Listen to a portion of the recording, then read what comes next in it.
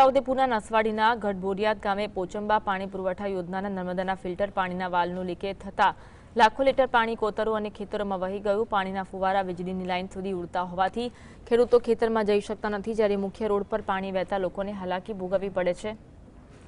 સરપંચ અને તાલુકા પંચાયત સદસ્યએ પાણી પુરવઠા વિભાગને વારંવાર રજૂઆત કરી, પરંતુ કોન્ટ્રાક્ટ અને અધિકારી રિપેરિંગ કરવામાં નિષ્કાળજી દાખવે છે। સરકાર દર વર્ષે 119 કામ માટે 2 કરોડ રૂપિયા ફાળવે છે, છતાં અધિકારીઓ બિલ બનાવી નાણાં ખર્ચી નાખે છે, પરંતુ ગામોમાં પાણી પહોંચતું નથી।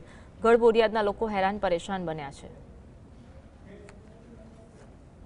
અમે પાણી પુરવઠા વાળાને જે બી આ લાઈન છે પાચંબા પણ રજૂઆત કરી, ત્યાંથી ચાલતા અમારે જે પાણી છોડે છે એમને પણ રજૂઆત કરી, પણ આ લોકો સાંભળતા નથી કે ભાઈ અમે વાલ બેસાડીશું કરીને આજે લગભગ 4-5 મહિનાથી આ લોકો અમને આ કરે। એમાં ખેતી પણ બગડે છે અને ઘણીવાર અમારા રસ્તા પર નદીની જેમ પાણી જાય છે અને એ પણ લોકોને છરકવા માટે પણ નુકસાન લાયક છે।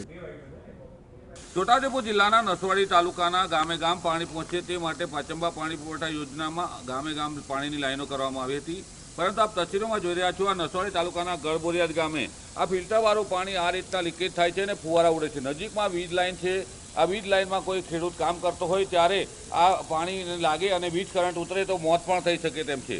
પાચંબા પાણી પુરવઠા યોજનાની લાઈન રિપેર કરવા માટે અને પાણી પહોંચાડવા માટે સરકાર 2 કરોડ રૂપિયા આપે છે, પરંતુ કોન્ટ્રાક્ટર છે તે લાઈનો રિપેર કરતા નથી અને જે પાણી ગઢબોરિયાદ ગામે જ્યાં વાલ લીકેજ છે તે પાણી સીધું રોડ પર પણ આવી જાય છે અને વાહનોને નીકળવામાં પણ મુશ્કેલી પડે છે। ત્યારે સરપંચે ગામના છે તેઓએ વારંવાર રજૂઆત પણ કરી છે અને તાલુકા પંચાયત સભ્યોએ પણ રજૂઆત કરી છે, પરંતુ પાચંબા પાણી પુરવઠા યોજનાના લોકો જે અધિકારીઓ છે, કોન્ટ્રાક્ટરો છે, તેઓ રજૂઆત સાંભળતા નથી। ધણીવાલા